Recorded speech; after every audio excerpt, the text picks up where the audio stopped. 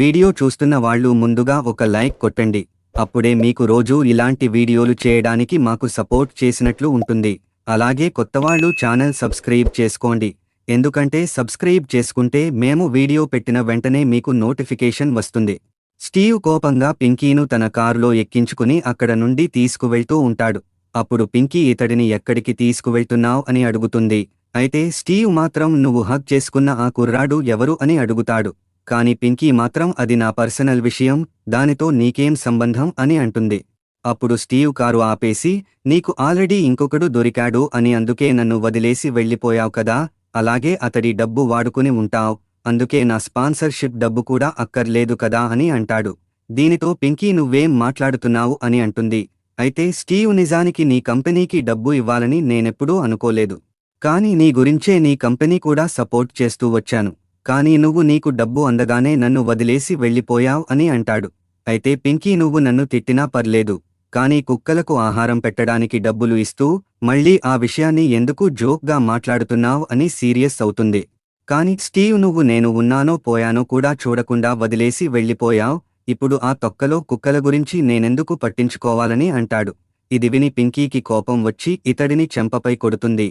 అలాగే నువ్వు ఇలా స్వార్థపరుడివి అయ్యావని తెలిసి ఉంటే నీ దగ్గరికి స్పాన్సర్షిప్ డబ్బు ఇవ్వమని వచ్చేదాన్ని కాదు అంటూ నీకు నచ్చింది చేసుకో అంటూ కోపంగా కారు దిగేస్తుంది. అప్పుడు స్టీవ్ బాధతో కుమిలిపోతూ వెంటనే రోజీకి ఫోన్ చేస్తాడు. అలాగే ఆమెతో పింకీ డాగ్ కంపెనీకి నిధులు ఇవ్వొద్దని ఆపడానికి నీకేం అధికారం ఉందని అడుగుతాడు. కానీ రోజీ, ఓయ్ స్టీవ్ నువ్వు ఆ పింకీ చెప్పే సొల్లు మాటలు నమ్మకు, అది నిన్ను నా నుండి దూరం చేయడానికి ఇలా లేనిపోనివి చెప్తుందని అంటుంది. కాని స్టీవ్ మాత్రం నువ్వేం చేస్తావో నాకు తెలియదు, ఇప్పుడు అర్జెంటుగా ఆ పింకీ డాగ్ కంపెనీకి డబ్బులు ట్రాన్స్ఫర్ చేయాలి అని అంటాడు. కానీ రోజీ మాత్రం అందుకు ఒక కండిషన్ ఉంది, అదేంటంటే నువ్వు ఇంకెప్పుడూ పింకీను కలవకూడదు, ఇందుకు ఒప్పుకుంటేనే నేను ఆమెకి డబ్బులు ఇస్తానని అంటుంది. దీనితో స్టీవ్ వేరే దారిలేక రోజీ పెట్టిన కండిషన్కు ఒప్పుకుని సరే ఇప్పుడు వెంటనే ఆ కంపెనీకి డబ్బులు పంపు అని అంటాడు. అయితే పింకీ మాత్రం నేను ఇప్పుడు ఒక పార్టీకి వెళ్తున్నాను, నువ్వు కూడా వచ్చి నాకు కంపెనీ ఇవ్వు, అప్పుడు నేను మీ అమ్మతో పింకీ కంపెనీకి డబ్బులు ట్రాన్స్ఫర్ చేయమని చెప్తా అని అంటుంది. దీనితో స్టీవ్ సరే వస్తున్నా అంటూ అక్కడ నుండి బయలుదేరతాడు.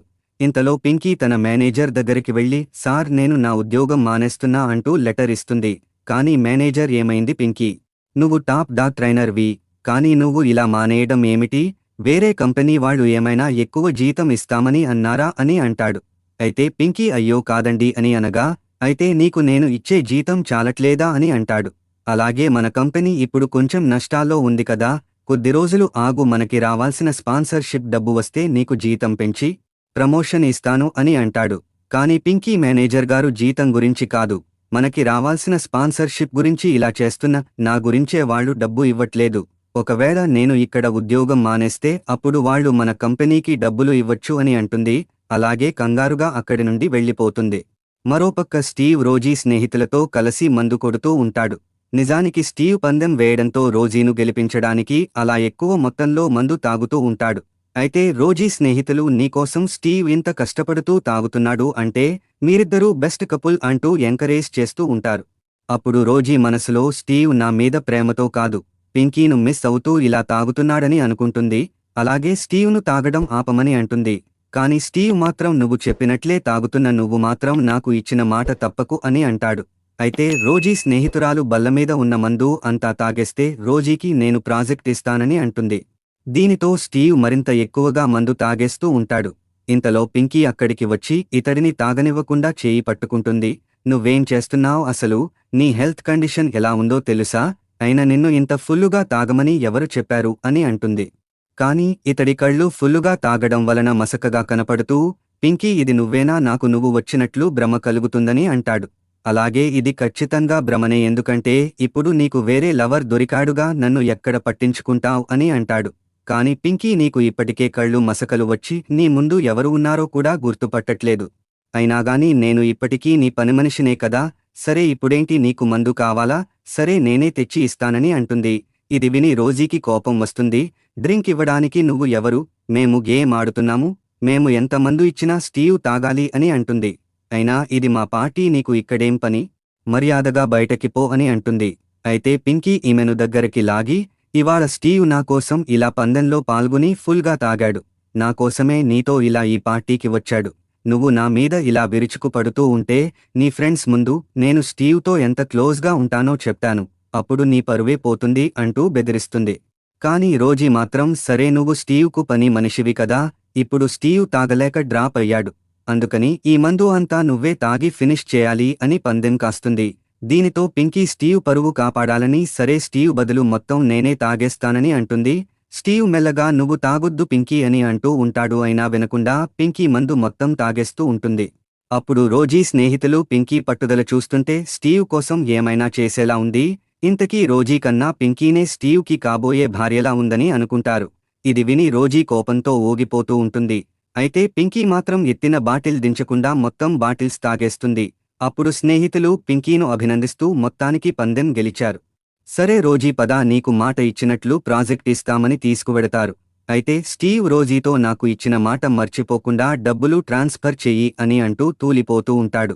ఇంతలో పింకీ నువ్వు ఎక్కువగా తాగేశావు, నిన్ను నేను ఇంటి దగ్గర డ్రాప్ చేస్తానని అంటుంది.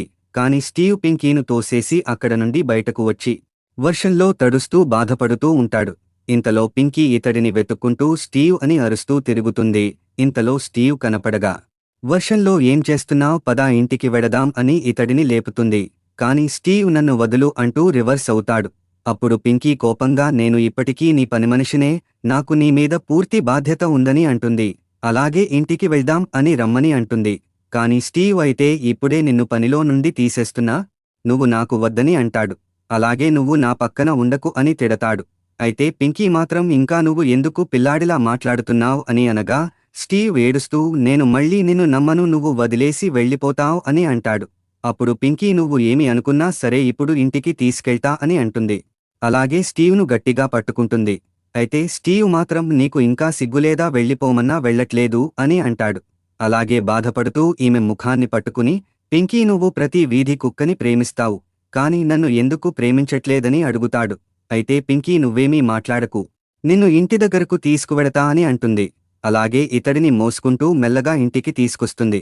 ఆ తర్వాత బాత్రూంలోకి తీసుకెళ్లి నీకోసం ముందుగానే వేడినీళ్లు ఏర్పాటు చేయించాను, ఫ్రెష్గా స్నానం చేయమని చెప్తుంది. అయితే ఇతడు మత్తులో ఉన్నాడని సహాయం చేయడానికి పింకీ ఇతడి చొక్కాను విప్పుతూ ఉంటుంది. కాని స్టీవ్ కోపంగా నేను తీస్తాను, నువ్వు ఇక్కడ నుండి బయటికి పో అని అంటాడు. అప్పుడు పింకీ వెనక్కి తిరిగి నేనేమీ సరదాకి నీ వెనకాల తిరగట్లేదు, నీ కండిషన్ ఇప్పుడు బాగోలేదు, నీ తల్లి వచ్చేదాకా నేను ఇక్కడే ఉంటాను అని అంటుంది. అలాగే వెనక్కి తిరిగి చూడగా స్టీవ్ బాత్ టబ్లో పడుకుని ఉంటాడు. అప్పుడు ఈమె సిగ్గుపడుతూ ఉండగా స్టీవ్ ఒక్కసారిగా ఈమె చేతిని పట్టుకుని బాత్ టబ్లోకి లాగేస్తాడు. అప్పుడు వీరిద్దరూ ఒకరిని ఒకరు చూసుకుంటూ అలానే ఉండిపోతారు. అప్పుడు పింకీకి ఇతడి శరీరంపై గాయపడిన గుర్తులు కనపడతాయి. దీంతో ఈమె నీకు అప్పుడే చెప్పాను కదా శరీరాన్ని గాయపరుచుకోవద్దని అని అంటుంది. కాని స్టీవ్ నీకు బయటపడిన గాయాలే కనపడుతున్నాయా, నువ్వు లేనప్పుడు నా మనసు లోపల ఇంతకన్నా పెద్ద గాయం పడిందని అంటాడు. నువ్వు వెళ్ళిపోయాక నాకు మళ్లీ నిద్రపట్టని రోగం వచ్చింది, బలవంతంగా కళ్ళు మూసుకుంటే నీ ముఖమే కనపడేది, అలా నీకోసం పిచ్చోడిలా అయ్యి ఇలా శరీరం అంతా గాయాలు పెట్టుకున్నానని అంటాడు. ఇది వినగానే పింకీ ఎమోషనల్ అయ్యి ఒక్కసారిగా ఇతడికి లిప్ కిస్ పెట్టేస్తుంది.